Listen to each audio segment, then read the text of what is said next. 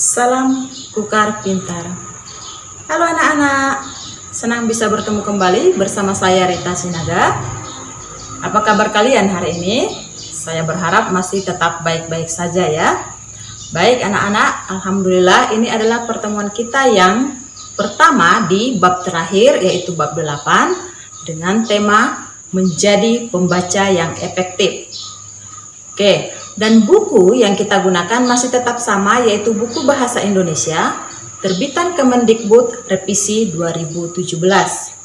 Anak-anakku, hari ini adalah tujuan pembelajaran kita ada dua. Yang pertama, Anda atau kalian mampu menentukan unsur-unsur buku fiksi dan non-fiksi. Dan yang kedua, Anda mampu menentukan persamaan dan perbedaan buku fiksi dan buku non-fiksi. Itu tujuan pembelajaran kita hari ini. Tapi sebelum kita masuk ke tujuan pembelajaran, alangkah baiknya kita berdiskusi dulu dari pembelajaran bab 7, yaitu tentang surat pribadi dan surat dinas. Nah, pertanyaannya sekarang yang perlu kita diskusikan adalah apa itu struktur surat? Ada yang masih ingat? Nah, ternyata Ibu ingatkan kembali, ternyata struktur surat itu biasanya dimulai dari kop surat. Biasanya di atas, paling atas itu namanya kop surat. Kemudian setelah kop surat apa lagi? Kemudian ada nomor surat, tanggal surat, lampiran, perihal, terus alamat surat, dilanjut kemudian adalah salam pembuka, yang kemudian ada isi surat. Biasanya isi surat adalah itu berisi tujuan dari surat tersebut. Setelah isi ada paragraf penutup, dan kemudian yang terakhir adalah ada nama dan tanda tangan pihak yang memperkuat surat tersebut atau tanda tangan si penulis surat. Nah, ternyata struktur surat mudah ya diingat, dan ini sudah sering kita jumpai kalau biasa yang berkirim surat. Anak-anakku, itu untuk struktur surat. Jangan lupa nanti diingat kembali, dibuka bukunya kembali tentang pembelajaran bab-bab sebelumnya. Oke, sekarang kita masuk ke tujuan pembelajaran kita hari ini. Tujuannya yang pertama tadi adalah Anda mengetahui apa itu unsur-unsur buku fiksi dan buku non-fiksi.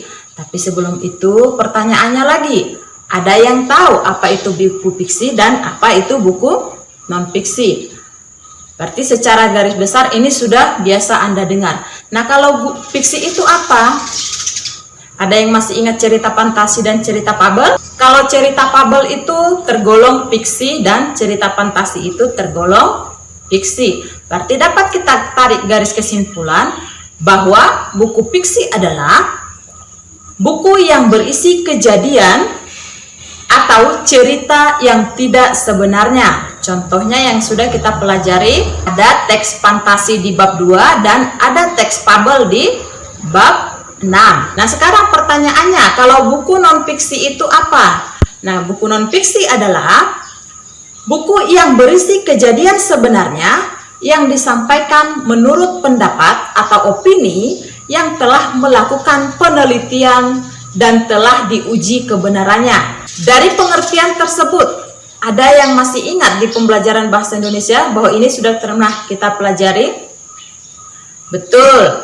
Nah, ini kita pelajari di teks laporan hasil observasi atau LHO, bahwa LHO itu adalah laporan hasil observasi itu sama dengan buku non-fiksi, yaitu isinya adalah nyata dan fakta karena sudah melakukan penelitian dulu baru menulis sebuah buku.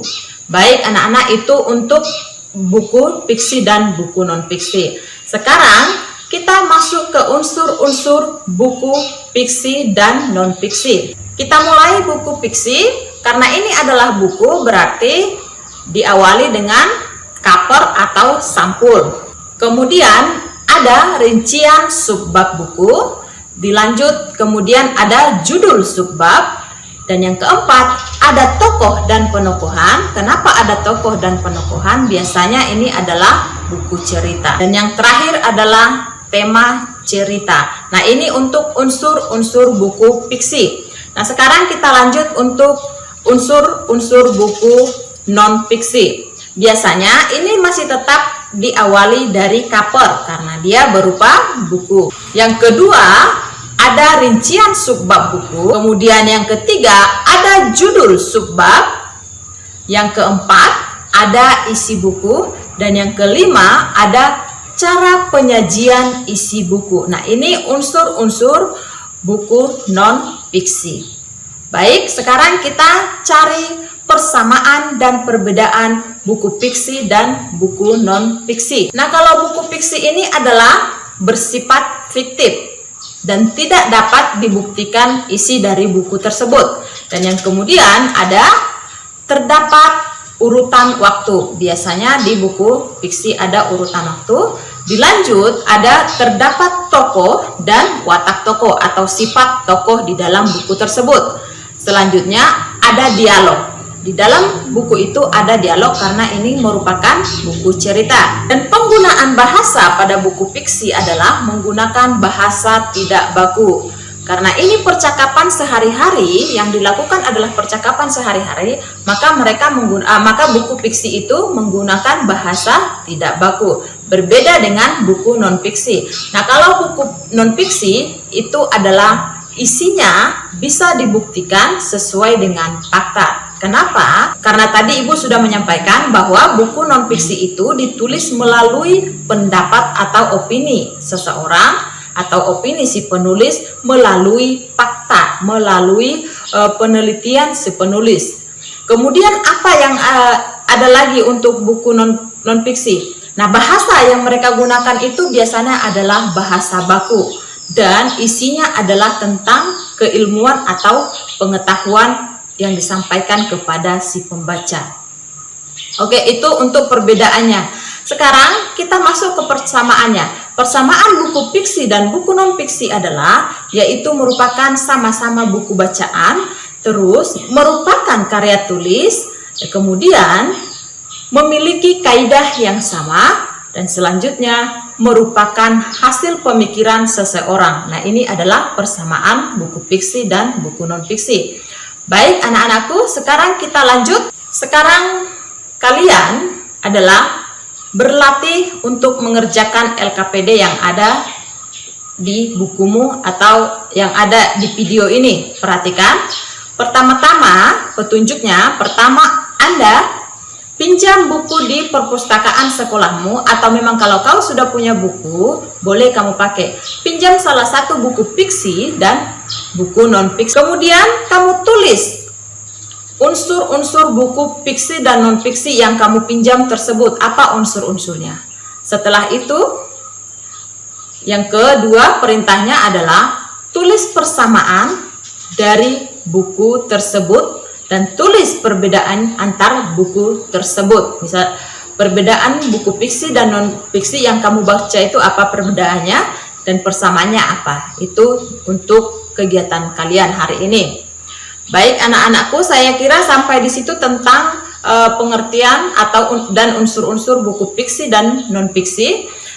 Terima kasih atas kehadirannya hari ini. Tetap jaga kesehatan, tetap semangat. Saya akhiri. Assalamualaikum warahmatullahi wabarakatuh. Semangat belajar.